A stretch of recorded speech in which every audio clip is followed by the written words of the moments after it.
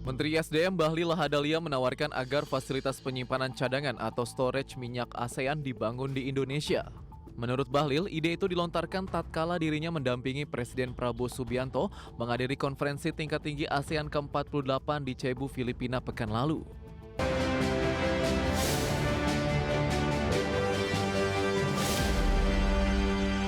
Menteri SDM Bahlil Lahadalia menawarkan agar fasilitas penyimpanan cadangan atau storage minyak ASEAN dibangun di Indonesia.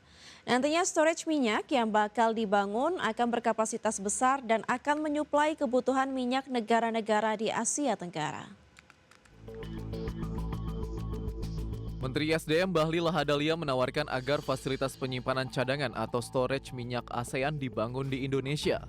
Menurut Bahlil, ide itu dilontarkan tatkala dirinya mendampingi Presiden Prabowo Subianto menghadiri konferensi tingkat tinggi ASEAN ke-48 di Cebu, Filipina pekan lalu.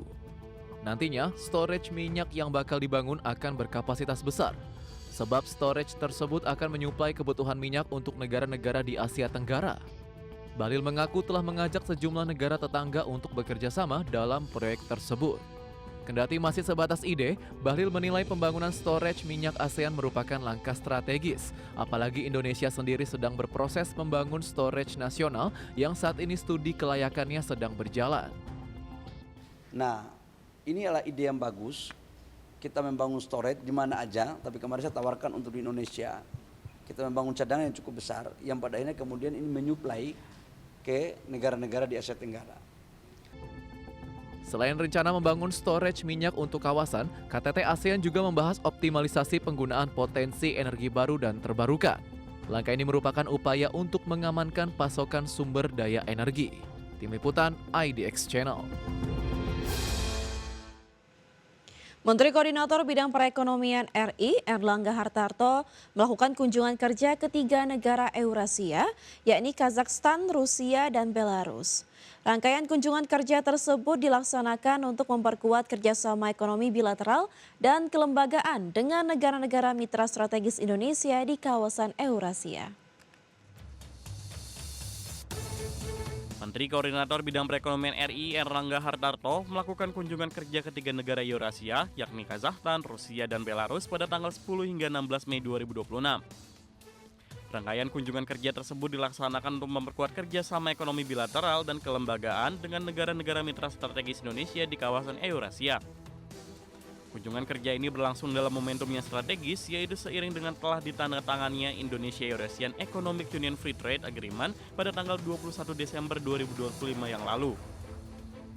Kesepakatan tersebut akan menjadi platform penting untuk memperluas akses pasar, meningkatkan perdagangan, memperkuat konektivitas logistik, serta membuka peluang kerjasama ekonomi yang lebih luas antara Indonesia dan negara-negara anggota Eurasian Economic Union. Menko Erlangga dijadwalkan menghadiri sejumlah pertemuan penting dengan para pimpinan pemerintahan dengan agenda utama antara lain pertemuan dengan Perdana Menteri Kazakhstan di Astana dan Perdana Menteri Belarus di Minsk, serta memimpin delegasi RI pada sidang komisi bersama. Ketiga forum ini menjadi mekanisme penting dalam mendorong tindak lanjut kerjasama ekonomi bilateral secara lebih konkret, terarah, dan saling menguntungkan. Tim Liputan IDX Channel. Kementerian Perdagangan akan merevisi peraturan untuk menata kembali ekosistem e-commerce atau belanja daring di Indonesia. Mendak Budi Santoso tak ingin ada salah satu pihak yang merasa rugi dari kebijakan yang dijalankan. Harapannya pembahasan ekosistem e-commerce itu bisa selesai pada Mei 2026 ini. Menteri Perdagangan Budi Santoso mengungkapkan rencana revisi peraturan untuk menata kembali ekosistem e-commerce atau belanja daring. Mendak tak ingin ada salah satu pihak yang merasa rugi dari kebijakan yang dijalankan. Budi menyebut saat ini pihaknya tengah mempersiapkan revisi peraturan Menteri Perdagangan soal ekosistem e-commerce. Meski begitu, Mendak enggan mengungkapkan isinya karena masih dalam pembahasan. Budi mengatakan pada prinsipnya perlindungan konsumen menjadi penting. Selain itu, unsur hak dan kewajiban konsumen serta penjual dalam ekosistem e-commerce tadi juga turut menjadi perhatian. Harapannya pembahasan ekosistem e-commerce itu bisa selesai pada Mei 2026 ini. Ekosistem e-commerce itu kan banyak sekali. Jadi kita nggak hanya ngomongin yang besar, yang kecil, tapi semua stakeholder yang terkait dengan e-commerce. Hak dan kewajibannya supaya tidak ada yang dirugikan, ya, harus saling menguntungkan sehingga semua itu berjalan. Antara kan e-commerce juga butuh seller, ya. Seller juga butuh e-commerce. Tapi bagaimana mereka itu bisa berjalan bersama ya, dan kewajiban masing-masing harus terpenuhi, harus saling menguntungkan. Ya kalau ada yang dirugikan nanti pasti ekosistem itu tidak berjalan dengan bagus. Tentu banyak Mbak instrumen yang kita lihat kembali ya. Kita lihat kembali, kita evaluasi kembali. Sebelumnya, pemerintah berencana mengatur biaya administrasi atau admin fee di situs e-commerce seperti Shopee, Tokopedia, Lazada, dan platform sejenis melalui revisi Peraturan Menteri Perdagangan Nomor 31 Tahun 2023. Rencana ini mendapat perhatian dari Asosiasi E-commerce Indonesia yang meminta agar kebijakan tersebut disusun secara hati-hati agar tidak berdampak luas pada ekosistem perdagangan digital nasional. Tim Liputan IDX Channel.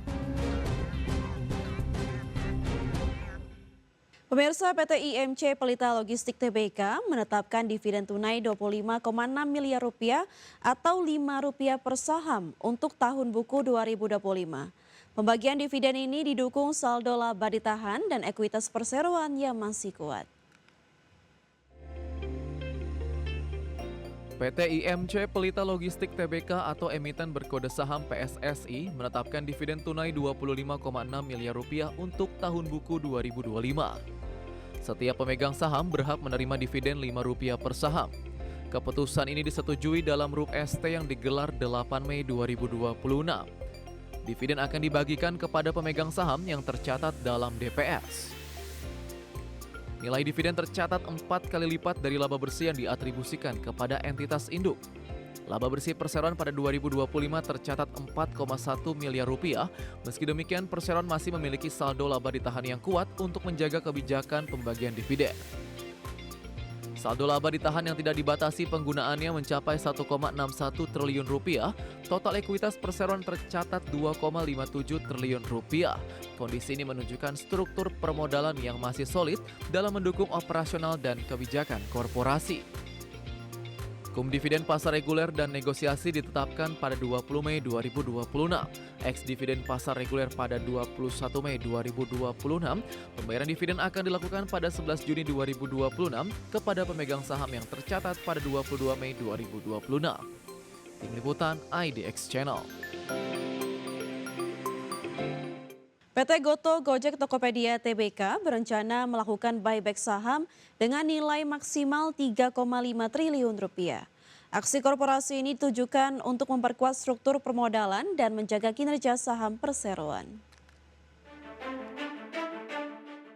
PT Goto Gojek Tokopedia Tbk atau emiten berkode saham Goto kembali mengumumkan rencana pembelian kembali saham. Nilai buyback maksimal mencapai 3,5 triliun rupiah. Aksi ini akan dimintakan persetujuan dalam RUPS LB pada 18 Juni 2026. Pelaksanaan buyback dijadwalkan berlangsung hingga 18 Juni 2027. Perseroan menegaskan jumlah saham yang dibeli kembali tidak akan melebihi 10% dari modal disetor termasuk saham treasury yang telah dimiliki. Hingga 30 April 2026, Goto memiliki 39,29 miliar saham treasury, setara 3,30% dari total modal ditempatkan dan disetor. Manajemen menyatakan dana buyback ini tidak berasal dari hasil penawaran umum maupun pinjaman. Dengan demikian, aksi ini tidak akan membebani struktur pendanaan perseroan.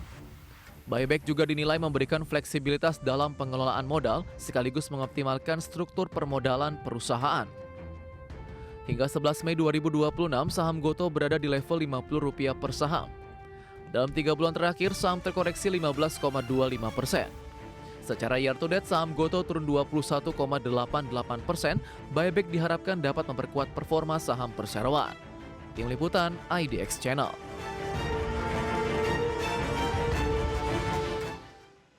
PT Jasa Armada Indonesia Tbk bersama PT Pelindo Jasa Maritim memperkuat layanan maritim untuk mendukung program hilirisasi nasional. Dukungan ini mencakup angkutan laut tunda pandu dan terminal khusus bagi komoditas strategis seperti nikel, tembaga, dan batu bara.